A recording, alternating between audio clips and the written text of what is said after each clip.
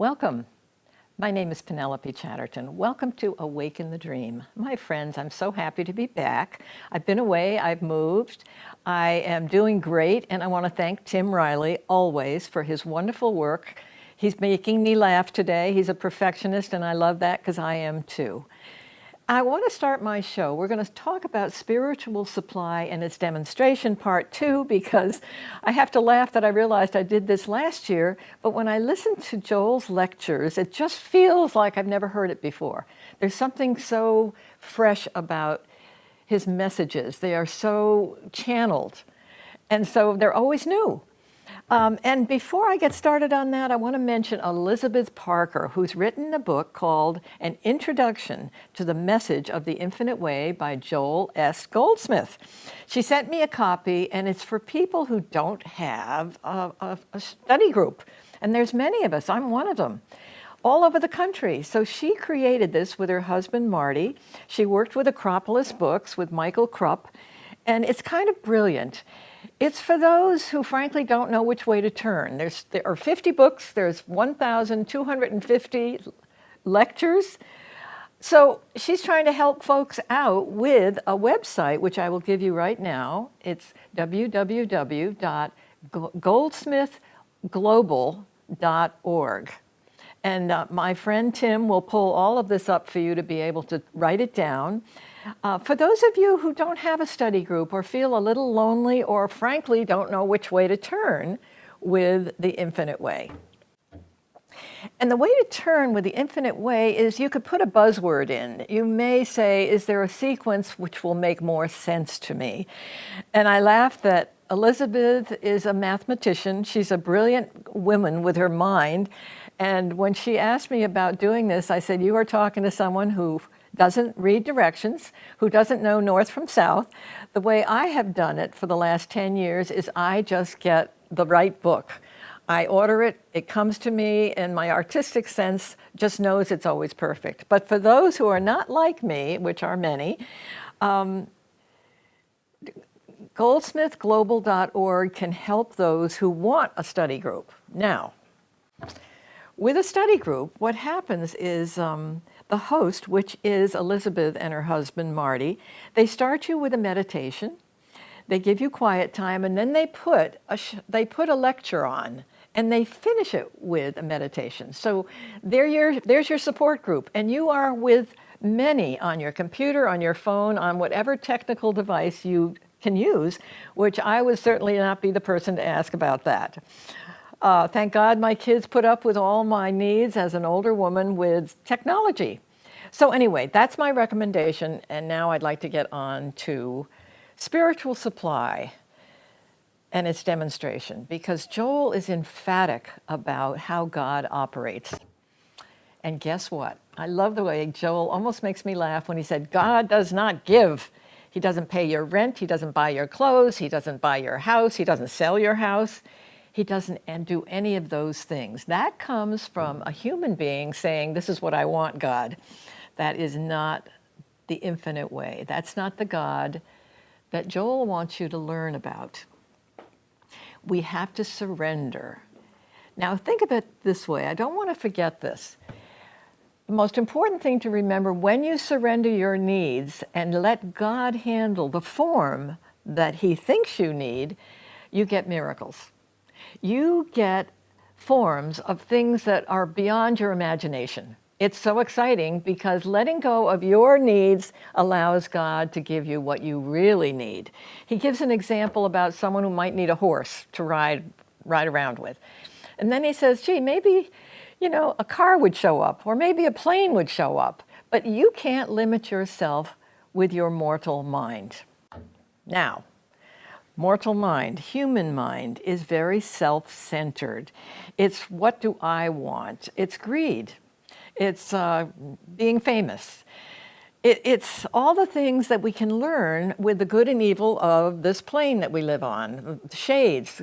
I mean, what about the devil? I mean, these are things we learn about, but guess what? Joel is trying to help us with the fact that that is not real. There's one power. There's one presence. There's one wisdom, and that is it. I and my Father are one is never going to change. one power. You have it all, my friends. And honestly, what you are an individual expression of that power. Now think about that. You're connected to everybody, but think of all the people that you know that are different races, live in different countries, speak different languages. You're connected to all of them. And that can happen, but you just don't have to worry about that. All you have to know is you and your Father are one, and you're one with the entire universe, the creation of God. This is His world. He's in charge. So let Him be in charge. So let's get back to wanting things. It doesn't work, friends. You can't limit yourself. You want miracles. You want to walk on water. So my friends, Joel also mentions something that he says is directly from the Master. He talks about consciousness and the stages of consciousness. Okay, he talks about the rocky soil and the barren soil and the fertile soil. So the rocky soil is those who have not evolved spiritually. They are selfish, they live on the good and evil plane. The barren soil are folks who get a little, sense of good, but it doesn't hold up. Then we go to the consciousness, which is the fertile soil. The fertile soil is the consciousness that has been touched by God. And now this is an interesting point because we all wonder, why does He touch me this way? Has He touched somebody else another way? And I want to tell you about how you are touched, because you can't know anybody else. You don't know how God has touched any other soul. And it's a good thing to remember that, because then we can't judge. We can't make up stuff we think we see about another soul. Because guess what? It comes back on you, and it's all about your experience, period. All you see is you. I and my Father are one. I love my neighbor as myself. Now, this is so important to get about the infinite way, and Joel was chuckling with his audience saying, I bet you all say you got this, but he said, I think you need to think more about it. Judging another is all about what you think about yourself. So in other words, friends, we've got to give grace. God gives us grace. God gives us spiritual integrity. He gives us perfection. He gives us perfect health. He said there's no law about disease. He gives everything to us. If we surrender, we have it. We walk on water. We have miracles. That is simple. But is it simple? No. It's hard when we've been trained in this dimension that there is a good and there's an evil, there's a devil, there's bad stuff. We've been trained. Our parents, our schools, the media, the politics, my God.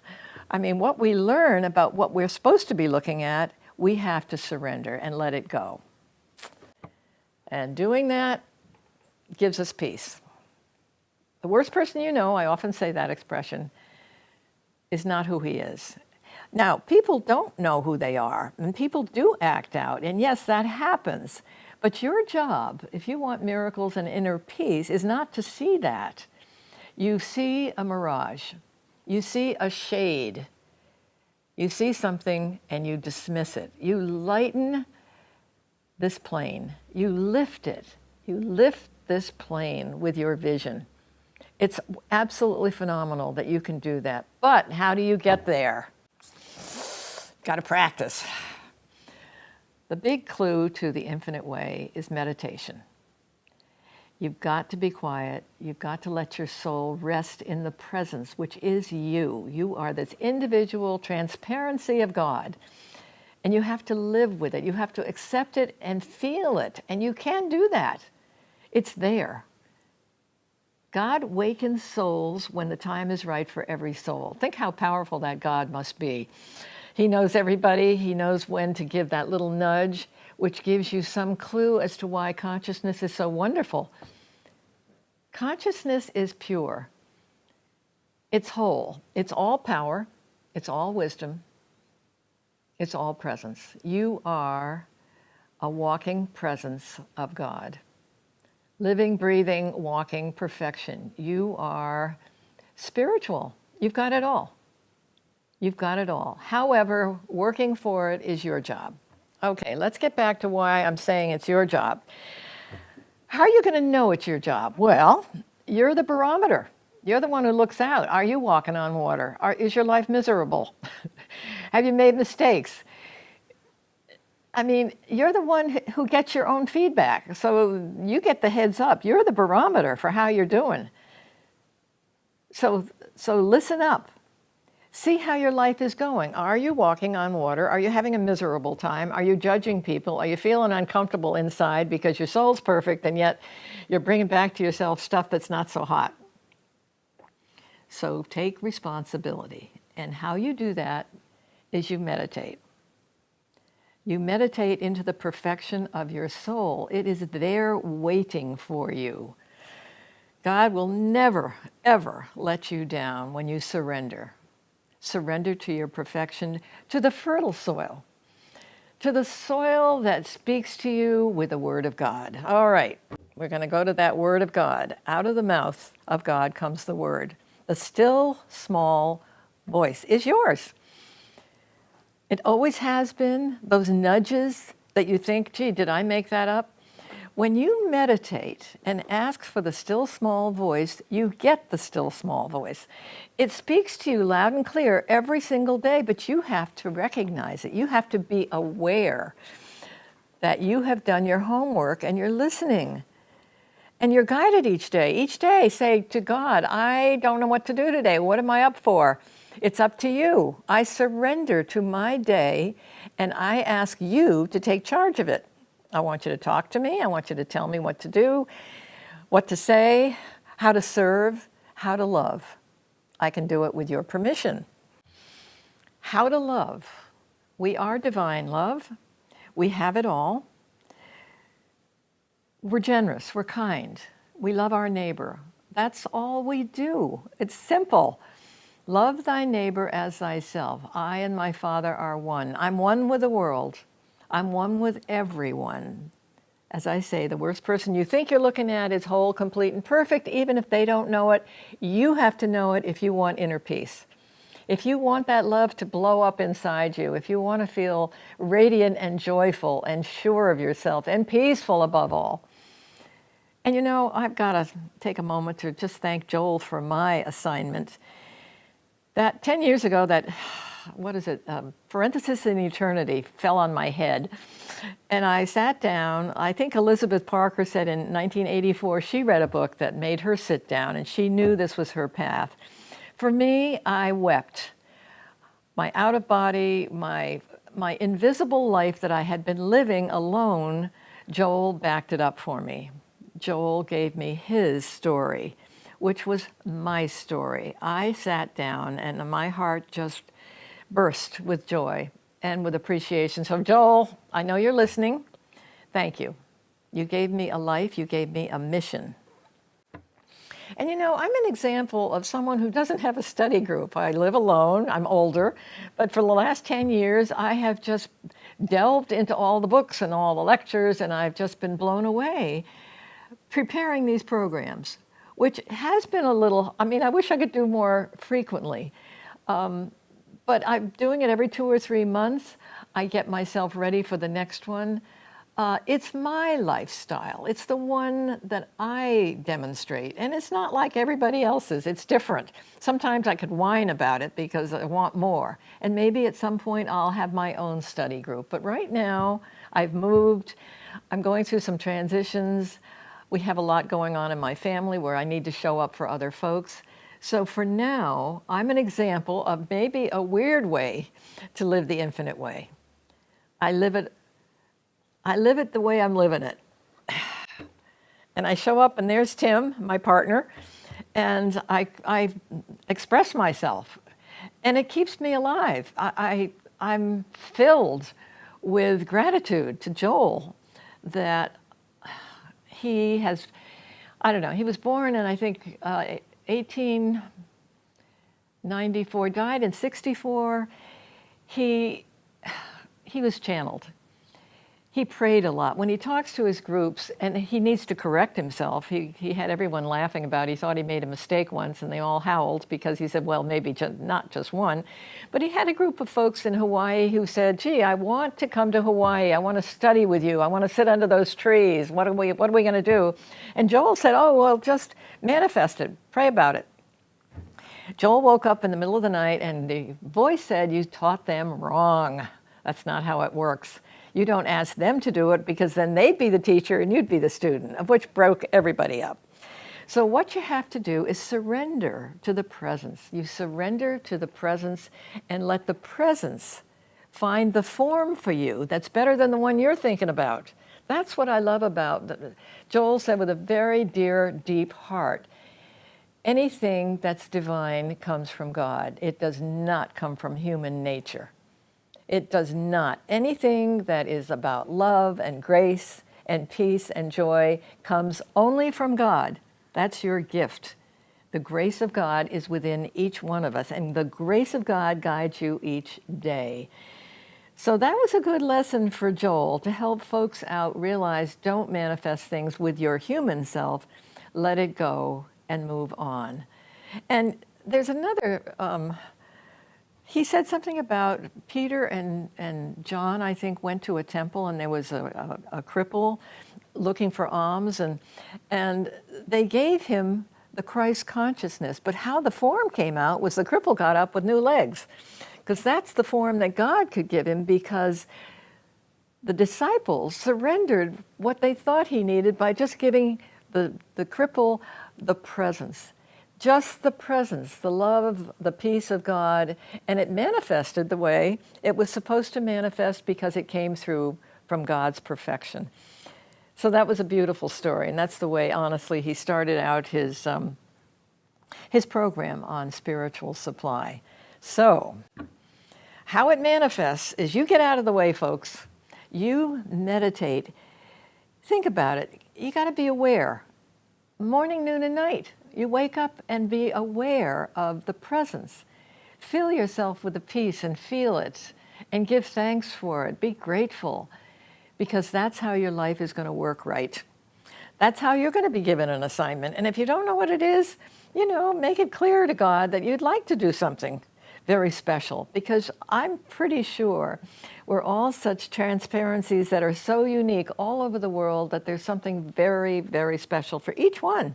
An identity, a way to function to lift and lighten consciousness. That's our job. That's our job. We want to lighten the human plane, which doesn't exist, by seeing it as a mirage, by lifting the shade, by saying good and evil, you're not there. You are no power. You got nothing going on there. There is no evil. There's only the perfection of God, friends, and that's your job. And I don't know. My father was a Christian Scientist. My grandparents were Christian Scientists. And Joel taught in the Christian Science Church as a healer forever. And then this brings me to something I want to talk about as far as organization is concerned. Joel realized in the church, in the church, organization tended to bring the human plane into how it operated. He didn't see the perfection that he was being channeled by God. So that's why the infinite way has no organization. It's an invisible world. You start to join with others, and then all kinds of stuff gets going on, and that's not the infinite way. The infinite way is we're all invisible, and we are all connected invisibly, because God is spirit. And we can't forget that. God is spirit only, the still small voice only. So we're all connected that way. And yes, a study group is great because you can meditate together, you can listen to lectures together, but Joel wants you to know this. Joel wants you to know that the infinite way doesn't have to be your path. And that's kind of nice to know that he's not fussy about that. He says something else may hit you that fits you better with where you are in your life. If it works for you, great. If it doesn't, that's fine too, which is why he doesn't want dues, he doesn't want money for it. Anything that he did around the world showing up, he just showed up. He didn't ask for anything. He didn't want to be paid.